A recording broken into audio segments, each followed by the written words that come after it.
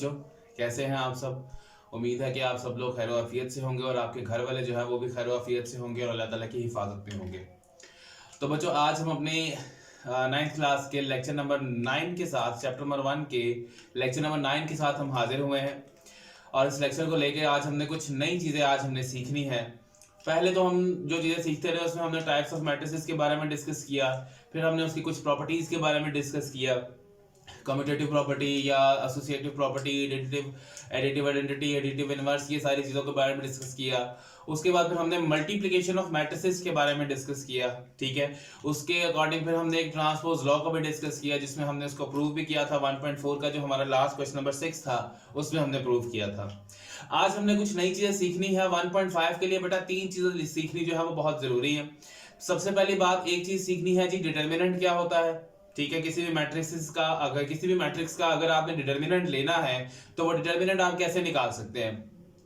उसके बाद आपने ये सीखना है कि जी सिंगुलर मैट्रिक्स और नॉन सिंगुलर मैट्रिक्स क्या होता है, ठीक है। और फिर उसके बाद आपने सीखना है एडजॉइंट ऑफ मैट्रिसेस कैसे निकालते हैं। और फिर आपने एक और चीज सीखनी है कि अगर आपके पास कोई मैट्रिक्स दिया गया हो तो उसका इनवर्स कैसे निकालना है, ठीक है। तो सबसे पहले हम काम करेंगे डिटर्मिनेंट निकालने का।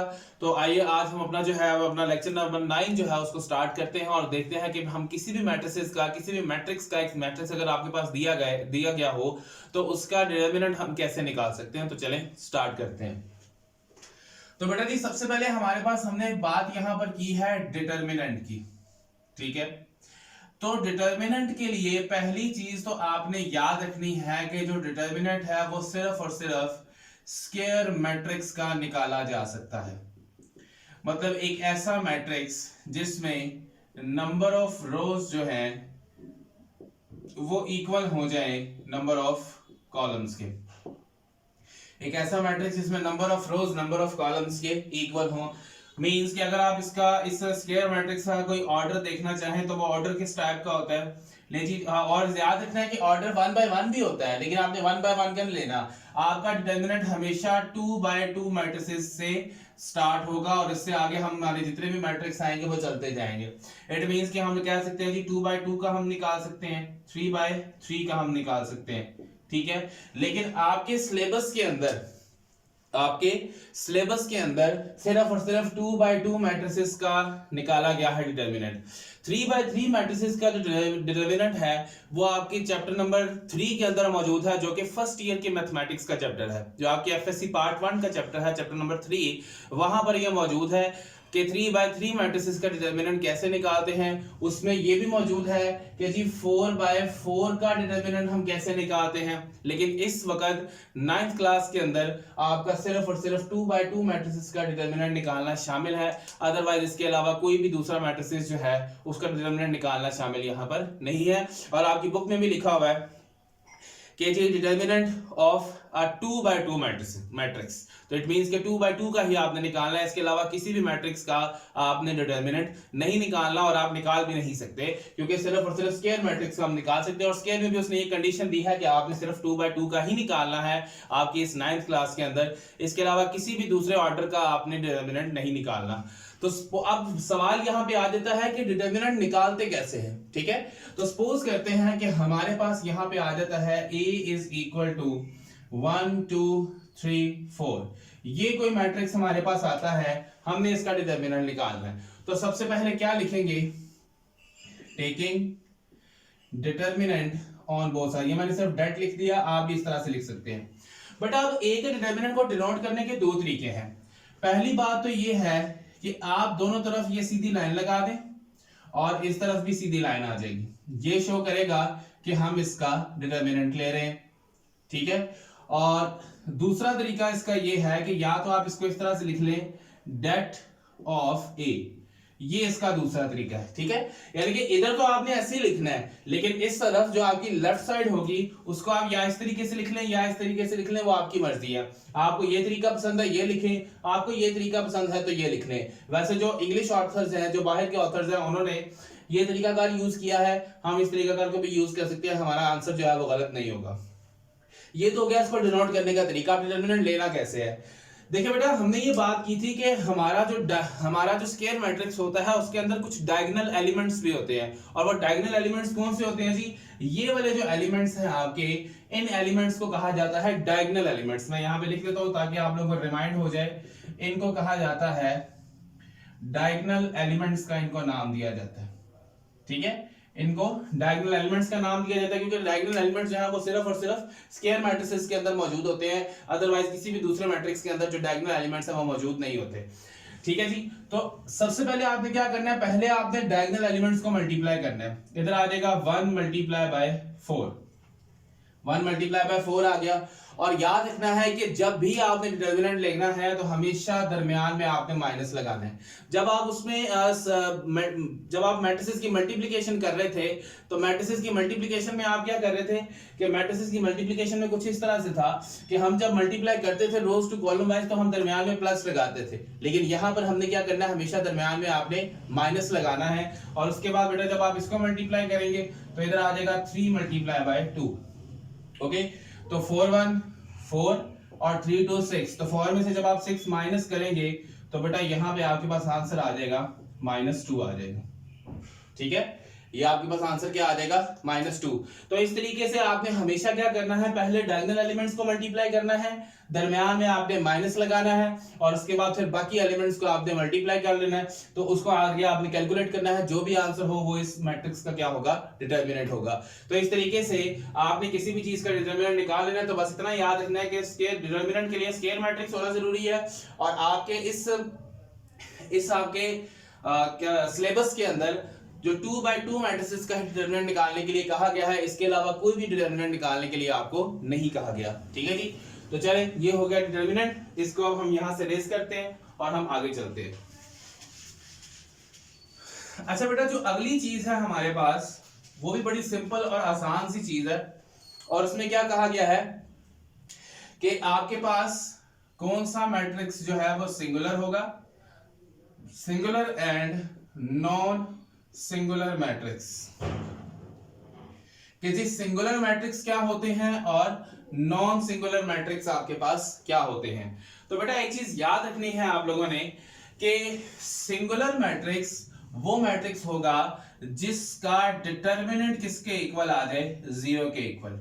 ठीक है, और नॉन सिंगुलर मैट्रिक्स वो मैट्रिक्स होगा जिसका डिटर्मिनेंट 0 के इक्वल ना है। मींस कि अगर आपके पास ए मैट्रिक्स है तो मुझे ये देख के बताए कि ये सिंगुलर है या नॉन सिंगुलर है। ये ऑब्वियसली बात है, ये नॉन सिंगुलर है। क्यों? क्योंकि इसका जो मैट्रिक्स है, इसका जो डिटर्मिनेंट है वो 0 के इक्वल नहीं आया। तो सिर्फ उसी मैट्रिक्स को हम सिंगुलर कहेंगे जिसका डिटर्मिनेंट 0 के इक्वल आएगा। अदरवाइज हम उसका डिटर्मिनेंट 0 के इक्वल अगर नहीं आता तो वो आपका क्या होगा, नॉन सिंगुलर मैट्रिक्स होगा। तो इट मींस कि ये जो है, ये वाला, इसका डिटर्मिनेंट आपका 0 के इक्वल नहीं है, तो इट मींस कि ये आपका क्या है, नॉन सिंगुलर मैट्रिक्स है। और अगर ये सिंगुलर है तो इट मींस कि ये मस्ट है कि इसका डिटर्मिनेंट 0 के इक्वल होना चाहिए। अगर तो ये 0 के इक्वल होगा तो इसको हम नॉन सिंगुलर कहेंगे। अगर उसका डिटर्मिनेंट 0 के इक्वल नहीं होता तो फिर हम उसको क्या नाम देंगे, नॉन सिंगुलर का नाम देंगे। और पेज नंबर 21 पे आपकी डेफिनेशन लिखी हुई है, a square matrix A is called singular if the determinant of A is equal to 0, and a square matrix A is called non-singular if the determinant of A is not equal to 0। ठीक है, तो जिसका determinant 0 के equal है वो आपका singular है और जिसका 0 के इक्वल नहीं है वो आपका क्या है, नॉन सिंगुलर है। ठीक है, तो चलिए अब हम इसको रेज करते हैं। ये तो बड़ी सिंपल सी बात थी। ठीक है, इसमें कोई बहुत ज्यादा समझाने वाला काम नहीं, सिर्फ आपने डिटर्मिनेंट लेना है। अगर वो 0 है तो सिंगुलर, अगर नॉन 0 है तो नॉन सिंगुलर। ठीक है जी, तो चलिए इसको रेज करके हम अपने अगले काम की तरफ चलते हैं। अगला काम है जी हमारा कि किसी भी मैट्रिक्स का एडजॉइंट कैसे लिया जाता है। किसी भी मैट्रिक्स का एडजॉइंट जो है जी वो हम कैसे लेंगे। अच्छा जी, ले जी एडजॉइंट लेने के लिए सपोज कहते हैं जी, अब हमारे पास है जी एडजॉइंट ऑफ अ मैट्रिक्स। बेटा याद रखना है कि एडजॉइंट ऑफ अ मैट्रिक्स के लिए भी हमारे पास क्या जरूरी है जी, हमारे पास जो मैट्रिक्स हो वो उसका स्क्वायर मैट्रिक्स होना जरूरी है। और फिर वही बात कि स्क्वायर मैट्रिक्स कौन सा मैट्रिक्स होता है, जिसके नंबर ऑफ रोज और कॉलम्स जो है वो एक दूसरे के इक्वल होते हैं। अब सवाल यहाँ पर ये आ जाता है कि किसी भी मैट्रिक्स का आपने एडजॉइंट अगर निकालना है तो कैसे निकालना है। तो सपोज कर लें कि आपके पास ये मैट्रिक्स है A 1 2 -3 0, ठीक है। तो सबसे पहले आपने क्या करना है कि इसके दो स्टेप हैं। अब सपोज कि मैं यहां पे लिख रहा हूं जी एडजॉइंट ऑफ ए, तो एडजॉइंट ऑफ ए आपने लेना कैसे है। एडजॉइंट ऑफ ए लेने का बड़ा सिंपल सा तरीका है। सबसे पहले आपने डायगोनल एलिमेंट्स की जगह चेंज कर देनी है। डिटर्मिनेंट में क्या था, पहले डायगोनल एलिमेंट्स को मल्टीप्लाई करना है। एडजॉइंट में क्या है कि आपने डायगोनल एलिमेंट की जगह को चेंज कर देना है। तो 0 इधर आ जाएगा और 1 आपका इधर आ जाएगा। तो एडजॉइंट में मैं यहां लिख रहा हूं, फर्स्ट काम हमने क्या करना है, change the diagonal elements, sorry change the place of diagonal elements. कि सबसे पहले आपने क्या करना है कि डायगोनल एलिमेंट्स की जगह को चेंज कर देना है। और दूसरा काम यहां पे लिखेंगे change the science of remaining elements, कि हमारे पास जो बाकी एलिमेंट्स बचेंगे जो कि डायगोनल एलिमेंट्स का हिस्सा नहीं होंगे, उनके हमने साइन को चेंज कर देना है। तो इट मींस कि अगर ये प्लस का है तो ये आपके पास माइनस का हो जाएगा, और ये अगर माइनस का है तो ये आपके पास हो जाएगा प्लस का, ठीक है। तो अगेन मैं बता रहा हूं कि सबसे पहले आपने एडजॉइंट के लिए उसका स्क्वायर होना जरूरी है, ठीक है। तो फिर एडजॉइंट लेना कैसे है कि सबसे पहले आपने डायगोनल एलिमेंट्स की जगह को चेंज कर देना है, और उसके बाद आपने क्या करना है, इन जो बाकी एलिमेंट्स बचे हैं जो कि डायगोनल नहीं है उनके साइंस को आपने क्या करना है चेंज, जो प्लस का है उसको माइनस कर दे, जो माइनस का है उसको प्लस कर दे। फॉर एग्जांपल अनदर एग्जांपल हम यहां पे लेते हैं 2 4 -1 3, ठीक है। तो क्या करेंगे, यहां से पहले हम इनको चेंज कर देंगे, इनकी जगह को। हम एडजॉइंट ऑफ ए ले रहे हैं तो सबसे पहले क्या करेंगे जी 4 इधर आ जाएगा और 2 इधर आ जाएगा, और बाकियों के क्या साइन चेंज कर देना है बाकियों के। तो ये माइनस का था ये प्लस का हुआ, और ये प्लस का यहाँ पर माइनस का हो गया।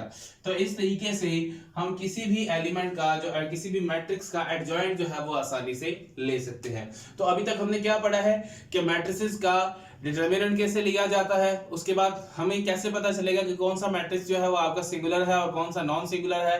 तो सिंगुलर जिसका डिटरमिनेंट 0 है वो सिंगुलर, और जिसका डिटरमिनेंट 0 नहीं है, चाहे वो प्लस में है चाहे माइनस में आंसर है, वो आपका नॉन सिंगुलर होगा। उसके बाद हमने क्या पढ़ा, एडजॉइंट के बारे में पढ़ा। क्या पढ़ा जी हमने एडजॉइंट के बारे में कि किसी भी मैट्रिक्स का एडजॉइंट कैसे लेंगे। पहला स्टेप आपने उसके डायगोनल एलिमेंट्स के साइन चेंज कर देने हैं, और दूसरा स्टेप क्या होगा कि जो बाकी एलिमेंट्स बचेंगे जो कि डायगोनल एलिमेंट्स नहीं होंगे उनके आपने साइन को चेंज कर देना है। तो ये तीन बातें अभी तक हमने यहां पर पढ़ ली हैं।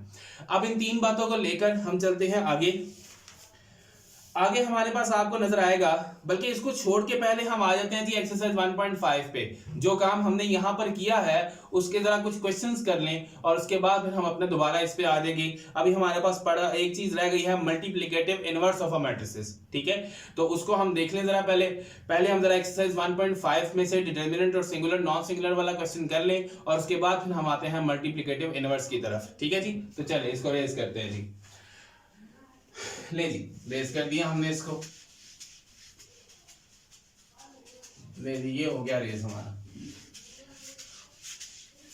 अब हम चलते हैं एक्सरसाइज 1.5 की तरफ। ले जी सबसे पहले आ जाएगा जी एक्सरसाइज 1.5 में आपका पहला क्वेश्चन ये दिया गया है कि पहले क्वेश्चन के उसने कहा गया है जी फाइंड डिटरमिनेंट्स, कि आपने नीचे दिए गए मैट्रिसेस के डिटरमिनेंट्स फाइंड करने हैं आपने, ठीक है।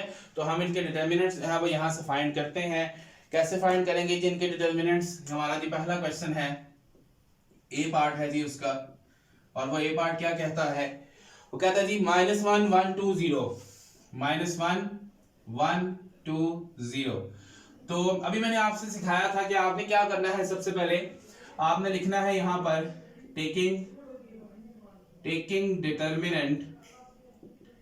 taking determinant on both side।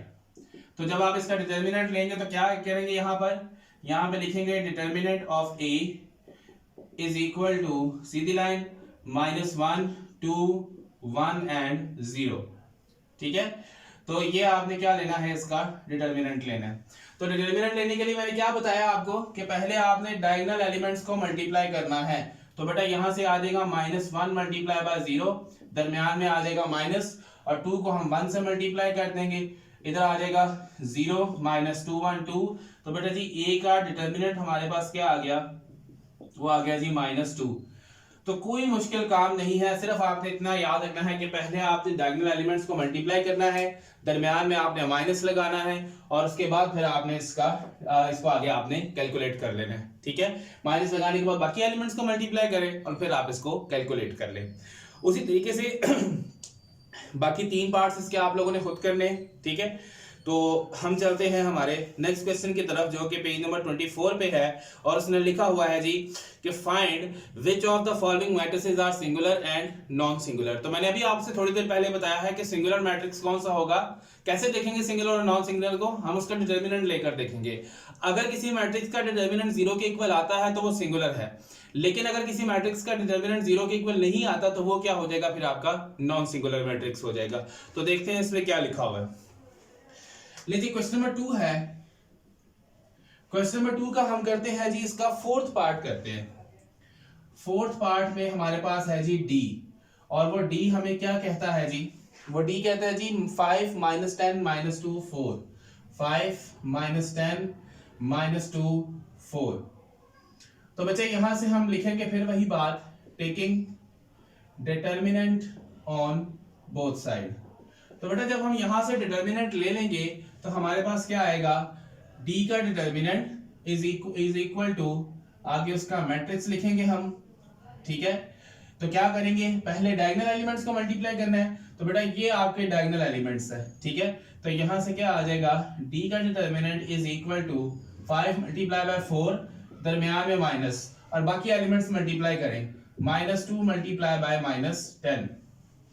बेटा 5 4 से मल्टीप्लाई करेगा तो इधर आ जाएगा 20, माइनस माइनस प्लस और प्लस माइनस माइनस। तो बेटा प्लस का 20 और माइनस का 20 दोनों कैंसिल हो गए, तो 20 में से 20 माइनस करेंगे तो आंसर क्या आ जाएगा, 0। तो जरा गौर करें कि हमारा डिटर्मिनेंट जो है वो इस वक्त क्या आ चुका है, 0 आ चुका है। ठीक है, तो जब हमारा डिटर्मिनेंट 0 आ गया है तो इसका मतलब क्या है कि हमारा जो एलिमेंट है, जो हमारा दिया गया मैट्रिक्स है, वो इस वक्त क्या है, सिंगुलर है या नॉन सिंगुलर है। ये मैट्रिक्स हमारा क्या है जी, सिंगुलर। यहां पे लिखेंगे so the given matrix is singular. क्यों सिंगुलर है, क्योंकि इसका डिटर्मिनेंट किसके इक्वल है, 0 के इक्वल है। अच्छा ये चीज आपने तब लिखनी है जब वो आपसे पूछे। अगर वो आपसे सिर्फ इतना कहे कि डिटर्मिनेंट निकालो तो बस यहां पर आपने कंप्लीट कर देना है। लेकिन अगर वो आपसे पूछे कि बताएं जी सिंगुलर है या नॉन सिंगुलर है, फिर आपने ये लाइन लिखनी है। अपनी तरफ से नहीं आपने को प्राइम मिनिस्टर बन जाना कि आप जो है वो यहाँ लिख दें कि जी ये आपका सिंगुलर मैट्रिक्स है। ठीक है, आपने ऐसे नहीं करना। अगर वो पूछे तो आपने बताना है, मतलब आपने इतना याद रखना है अपने एग्जाम के अंदर, जो चीज एग्जामिनर पूछे बस उतनी ही उसको बताएं। अगर आप एक हद से ज्यादा चीजें बताने की कोशिश करेंगे तो मतलब आप उसको ये दिखाने की कोशिश करेंगे कि आपको आता है, तो फिर वो आपको ये दिखा देगा कि वो नंबर भी काट सकता है। ठीक है, तो इसलिए मेरा बेटा आपको जो पूछा जाए आपने वही लिखना है, उससे ज्यादा आपने उसके अंदर कुछ नहीं लिखना है, चाहे आपको आता है या नहीं आता, जो पूछा वो लिखते, दैट्स इट, इनफ। ओके, चले ले जी, अभी तक हमारे पास जो हमने काम करना था वो हमारा हो गया। ठीक है, अब हम चलते हैं, हमारा जो आज की जो हमारी मेन चीज है वो है multiplicative inverse of a matrix. कि अगर आपके पास कोई मैट्रिक्स दिया गया हो तो उसका मल्टीप्लिकेटिव इनवर्स आपने कैसे निकालना है वो हम यहां से अब लिखेंगे। ठीक है, मल्टीप्लिकेटिव इनवर्स ले जी, हम लिखते हैं मल्टीप्लिकेटिव इनवर्स कैसे निकालना है आपने। ले जी बेटा जी क्या है जी, multiplicative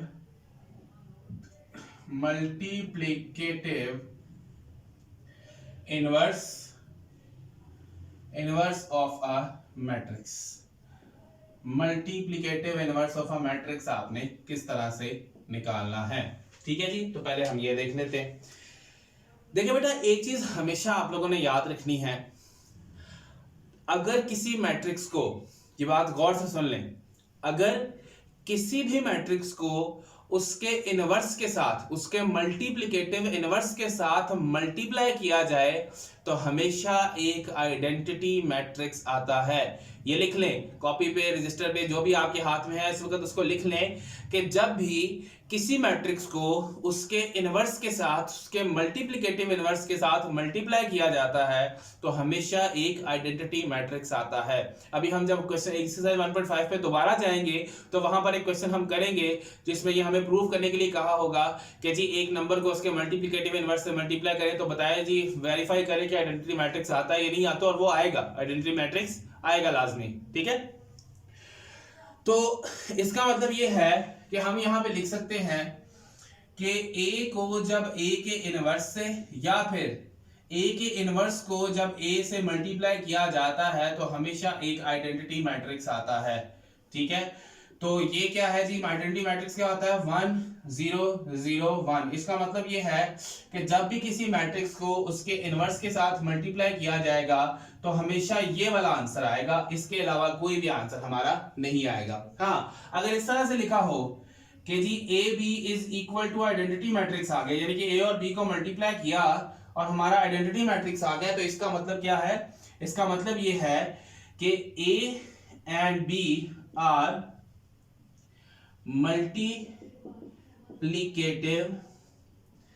multiplicative inverse of each other. अगर दो मैट्रिसेस को मल्टीप्लाई करने से, मतलब सपोज कि आपके पास कोई दो मैट्रिक्स दिए हुए हैं, ठीक है, तो उनको मल्टीप्लाई करने से अगर आपका आंसर आइडेंटिटी मैट्रिक्स आता है तो वो भी दोनों एक दूसरे के क्या होंगे, मल्टीप्लिकेटिव इनवर्स होंगे। वैसे तो हमें पता है कि ए को ए के इनवर्स से मल्टीप्लाई करें तो आइडेंटिटी मैट्रिक्स आना है, ये भी हम प्रूव भी करेंगे। और अभी तक हमने ये नहीं सीखा कि मल्टीप्लिकेटिव इनवर्स निकालते कैसे हैं, अभी वो भी करते हैं। लेकिन अगर कोई दो मैट्रिक्स आपके पास एवं दे दिए जाए आपको, आप उनको मल्टीप्लाई करते हैं, जो कि आपने सीखा हुआ है, उनको मल्टीप्लाई करने से आंसर आपका अगर आइडेंटिटी मैट्रिक्स आ जाता है तो इसका मतलब क्या है कि वो दोनों एक दूसरे के क्या है, मल्टीप्लिकेटिव इनवर्स है। क्योंकि मल्टीप्लाई करने से आया है सो दैट्स हम इसको क्या कहते हैं, मल्टीप्लिकेटिव इनवर्स का नाम देते हैं। ओके, मैं अगेन बता रहा हूं कि यहां तो हमें पता है कि अगर किसी मैट्रिक्स को उसके इनवर्स से मल्टीप्लाई किया जाए तो आइडेंटिटी मैट्रिक्स आना ही आना है। लेकिन अगर यहां पर कोई एवरी रैंडम दो मैट्रिक्स आपके पास पड़े हो, आपको दे दिया जाए और उनको मल्टीप्लाई करने से ये आ जाता है तो इट मींस कि वो क्या है, multiplicative inverse of each other है। ठीक है, तो अब हम अपना आगे चलते हैं। अब हम निकालते हैं कि मैट्रिक्स का इनवर्स जो है वो निकाला कैसे जाता है। सपोज कि आपके पास एक मैट्रिक्स है A इज इक्वल टू 1 2 0 और 1, या बल्कि हम इधर लिखते हैं 3। ठीक है बेटा, एक चीज याद रखनी है कि हमारा जो इनवर्स है, ये बड़ी इंपॉर्टेंट बात है कि हमारा जो इनवर्स है मैट्रिक्स का, मैट्रिक्स का जो इनवर्स है वो सिर्फ और सिर्फ नॉन सिंगुलर मैट्रिक्स का निकाला जा सकता है। ठीक है, वो सिर्फ और सिर्फ ये बड़ी अहम बात है कि हमारा जो इनवर्स है मैट्रिक्स का वो सिर्फ और सिर्फ नॉन सिंगुलर मैट्रिक्स का निकाला जा सकता है। मतलब एक ऐसा मैट्रिक्स जिसका डिटर्मिनेंट 0 के इक्वल हो उसका हम इनवर्स निकाल सकते हैं, 0 के इक्वल ना हो उसका हम इनवर्स निकाल सकते हैं। लेकिन अगर किसी मैट्रिक्स का डिटर्मिनेंट 0 के इक्वल आ गया तो उसको हम वहीं पे छोड़ देंगे, हम उसको सॉल्व ही नहीं करेंगे क्योंकि हम उसका इनवर्स फिर नहीं निकाल सकते। क्यों नहीं निकाल सकते उसका जवाब हम करते हैं बाद में, लेकिन पहले जरा हम ये एक मैट्रिक्स हमें दिया गया है, इसका इनवर्स निकालना है। लेकिन इनवर्स निकालने का फॉर्मूला क्या है, इनवर्स निकालने का फॉर्मूला है adjoint of A divided by A का डिटर्मिनेंट। ये फॉर्मूला है इनवर्स निकालने का। ठीक है, ये फॉर्मूला है आपका इनवर्स निकालने का। तो इसका मतलब इनवर्स निकालने के लिए हमें दो चीजों की जरूरत है, एक तो एडजॉइंट की जरूरत है और दूसरा हमें किसकी जरूरत है, ए के डिटर्मिनेंट की जरूरत है। ठीक है, तो बेटा सबसे पहले हम इसका डिटर्मिनेंट निकालते हैं। तो यहां लिखेंगे ए डिटर्मिनेंट 1 2 0 3। तो पहले डायगोनल एलिमेंट्स मल्टीप्लाई करेंगे। तो बेटा 1 मल्टीप्लाई बाय 3, दरमियान में हमेशा माइनस, अभी थोड़ी देर पहले सिखाया मैंने, और बाकी एलिमेंट्स को हम मल्टीप्लाई कर देंगे। तो ये आ जाएगा आपका 3 माइनस 0। तो ए का डिटर्मिनेंट क्या आ गया, 3, which is not equal to 0। हमें नजर आ रहा है कि 0 के इक्वल नहीं है, इसका मतलब ये नॉन सिंगुलर मैट्रिक्स है। तो अब हमें अंदाजा हो गया कि हम इसका इनवर्स निकाल सकते हैं। लेकिन एक चीज हमारे पास अभी रह गई और वो क्या है, एडजॉइंट ऑफ ए।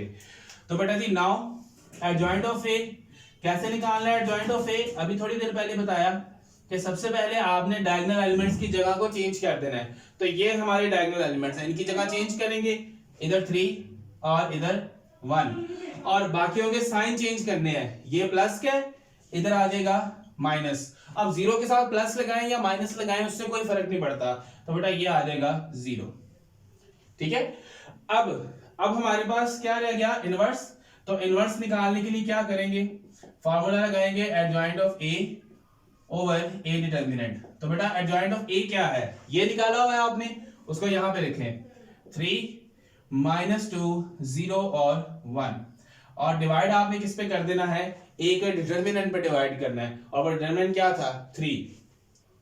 तो बेटा क्या होगा कि ये 3 अंदर सबके साथ मल्टीप्लाई हो जाएगा। ठीक है, अब सॉरी डिवाइड, क्योंकि ये मैट्रिक्स को डिवाइड कर रहा है, तो इसका मतलब इस मैट्रिक्स के अंदर पड़े हुए हर नंबर को वो क्या करेगा? डिवाइड करेगा। तो यहां पे आ जाएगा 3/3 -2/3 0/3 और 1/3। तो बेटा ये तो हो गए कैंसिल, तो जब कैंसिल हो गए तो यहाँ 1 रह गया। किसी भी फ्रैक्शन में अगर ऊपर 0 हो तो वो किसके इक्वल होता है? 0 के, और ये दोनों आपस में कटते नहीं है, तो इनको हम वैसे का वैसे ही लिख देंगे। तो ये आपके पास क्या आ गया? इनवर्स। ये आपके पास क्या आ चुका है? इनवर्स आ चुका है। तो इस तरीके से आपने जो क्वेश्चन नंबर 3 है आपका 1.5 का, उनके आपने इनवर्सेस जो है वो यहाँ पर निकालने हैं। अगर आपने एग्जांपल नोट करनी तो फटाफट इस एग्जांपल को नोट कर ले, ताकि हम अपना अगला काम जो है वो आसानी से यहाँ पर कर सके। ठीक है जी, हो गया। चलिए इसको रेज करते हैं। मैं फिर से बता रहा हूँ कि इनवर्स निकालने के लिए आपने पहले 2 चीजें निकालनी है, एक एडजॉइंट और डिटर्मिनेंट। तो डिटर्मिनेंट भी हमने निकाल लिया और एडजॉइंट भी निकाल लिया, लेकिन हमने सिर्फ और सिर्फ नॉन सिंगुलर मैट्रिक्स का डिटरमिनेंट निकालना है। क्यों? क्योंकि बेटा अगर यहां 0 आता और इधर भी मैं अगर 0 लगा देता, तो किसी भी चीज के किसी फ्रैक्शन में जब भी नीचे 0 आ जाता है तो हमारी जो भी वैल्यू दी होती है वो अनडिफाइंड हो जाती है, यानी कि वो इन्फिनिटी हो जाती है, लामहदूद हो जाती है, उसका हमें पता ही नहीं होता कि उसका आंसर क्या है। तो इस वजह से कभी भी हम सिंगुलर मैट्रिक्स का जिसका डिटर्मिनेंट 0 है उसका इनवर्स हम नहीं निकाल सकते। हमने हमेशा नॉन सिंगुलर मैट्रिक्स का इनवर्स निकालना है जिसका डिटर्मिनेंट 0 के इक्वल है नहीं होगा। ठीक है, तो ये बात आपने अच्छे तरीके से याद रखनी है। तो चले मैं इसको रेज करने लगा हूं। ले ये हो गया रेज अब आपका। अब हम चलते हैं दोबारा से हमारी 1.5 की तरफ। ले जी 1.5 पे आ जाते हैं। अच्छा जी, तो 1.5 पे अब हम सिर्फ क्वेश्चन नंबर 3 को डिस्कस करेंगे, बाकी 4, 5 और 6 जो है वो हम इंशाल्लाह अगले लेक्चर में डिस्कस करेंगे। ठीक है, तो बेटा सबसे पहले लिखा थी find the multiplicative inverse if it exist. अब एग्जिस्ट क्यों लिखा उसने? एग्जिस्ट उसने इस वजह से लिखा कि हो सकता है कि इन चारों डिटर्मिनेंट में से किसी, इन चारों मैट्रिसेस में से किसी का डिटर्मिनेंट 0 आ जाए, यानी कि वो सिंगुलर मैट्रिक्स हो। तो इसका मैंने अभी आपसे कहा कि सिंगुलर मैट्रिक्स का इनवर्स हम नहीं निकाल सकते। इनवर्स किसी भी मैट्रिक्स का उसी वक्त एग्जिस्ट करेगा जब उसका डिटर्मिनेंट 0 के इक्वल नहीं होगा, यानी कि वो एक नॉन सिंगुलर मैट्रिक्स होगा। तो मैं यहां से 4th वाला करने लगा हूं, बाकी मुझे उम्मीद है कि आप लोग जो है वो आसानी से कर लेंगे। मैं 4th वाला करता हूं, बल्कि 3 और 4 ये दो मैं करता हूं, और उसके बाद जो ऊपर वाले 2 हैं वो आप लोग खुद करेंगे। तो मैं 3rd वाला करने लगा हूं। यहाँ पे लिखते हैं जी क्वेश्चन नंबर 3 में, और ये आपकी एक्सरसाइज 1.5 का क्वेश्चन नंबर 3 है, और इसका 3rd पार्ट कर रहा हूं मैं। इधर आ जाएगा जी c इज इक्वल टू, क्या है जी c? वो है जी कहाँ है? -2 6 3 -9, -2 6 3 और -9। ले जी इसका इनवर्स निकालना है, तो फॉर्मूला क्या होगा? Adjoint of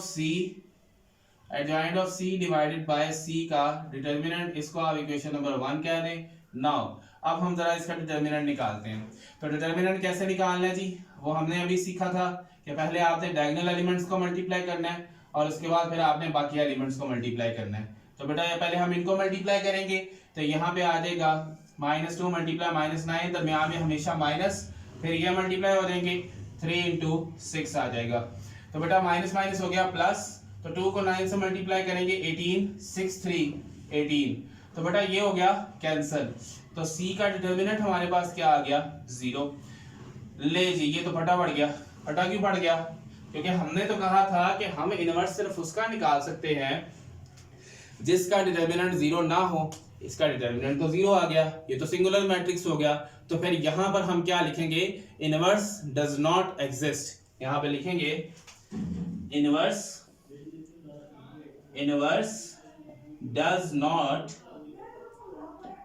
does not exist, ठीक है, बिकॉज सी का डिटर्मिनेंट किसके इक्वल है?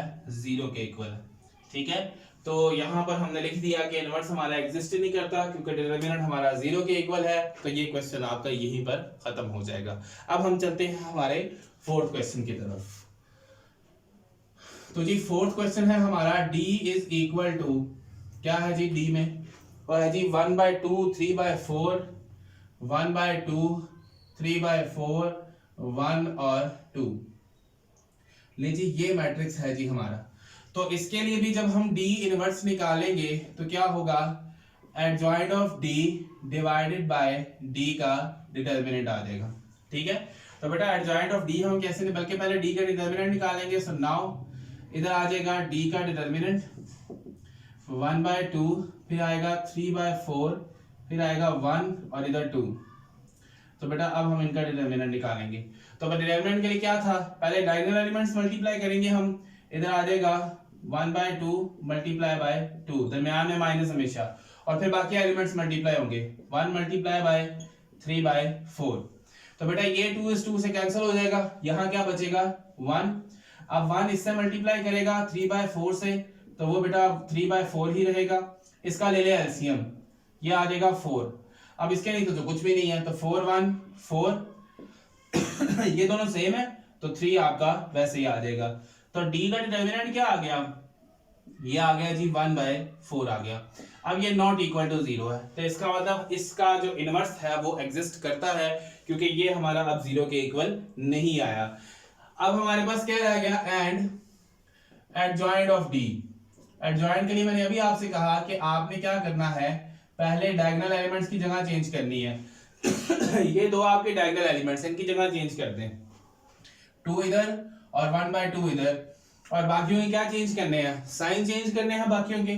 तो इधर आ जाएगा -3/4 और इधर आ जाएगा -1। ले जी हमारे पास डिटर्मिनेंट भी आ गया और एडजॉइंट भी आ गया।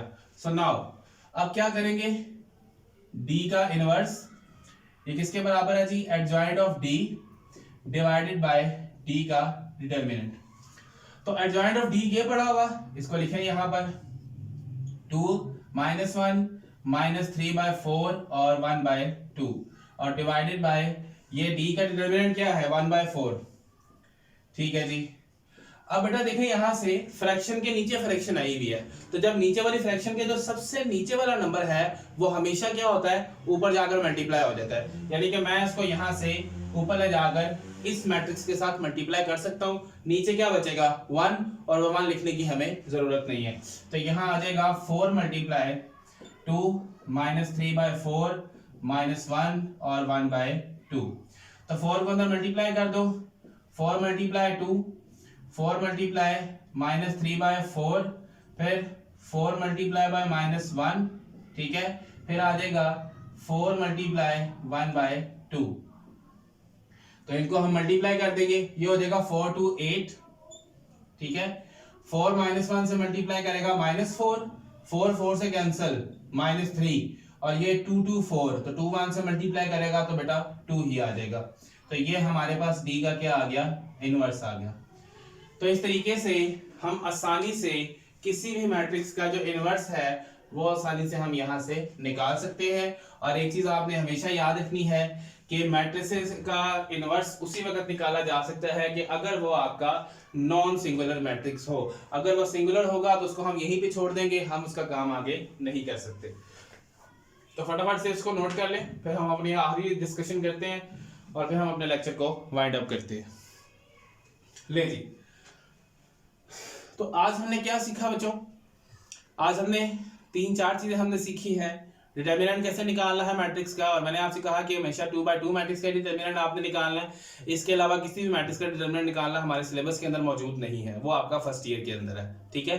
उसके बाद हमने सिंगुलर नॉन सिंगुलर के बारे में सीखा कि सिंगुलर कौन से होंगे जिनका डिटर्मिनेंट 0 होगा, नॉन सिंगुलर कौन से होंगे जिनका डिटर्मिनेंट 0 नहीं होगा, ठीक है। उसके बाद हमने सीखा एडजॉइंट ऑफ मैट्रिक्स। फिर हमने देखा एडजॉइंट ऑफ मैट्रिक्स में क्या करते थे कि पहले हम डायगोनल एलिमेंट्स की जगह को चेंज करते हैं और उसके बाद बाकी एलिमेंट्स के हम साइन चेंज कर देते हैं जो कि डायगोनल नहीं होते। फिर हमने ये सीखा कि किसी मल्टीप्लिकेटिव इनवर्स ऑफ मैट्रिक्स कैसे होता है, कि अगर एक मैट्रिक्स को उसके इनवर्स के साथ मल्टीप्लाई किया जाए तो आइडेंटिटी मैट्रिक्स ही आता है, और इसका प्रूफ जो है वो हम करेंगे हमारे नेक्स्ट लेक्चर के अंदर, जो कि हमारा लेक्चर नंबर 10 होगा। ये हमारा लेक्चर नंबर 9 था, ठीक है। और उसके बाद फिर हमने सीखा कि मैट्रिक्स का इनवर्स निकालते कहते हैं, कैसे निकालते हैं। और एक बड़ी इंपॉर्टेंट बात फिर से मैं बता रहा हूं, याद रखनी है कि इनवर्स सिर्फ और सिर्फ उस मैट्रिक्स का निकाला जा सकता है जो आपका नॉन सिंगुलर होगा।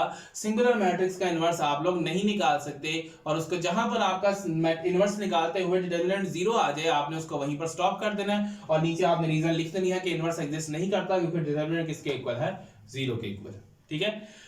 तो बेटा मैं उम्मीद करता हूँ कि आपको ये सारी चीजें जो हैं वो समझ में आई होंगी, ठीक है।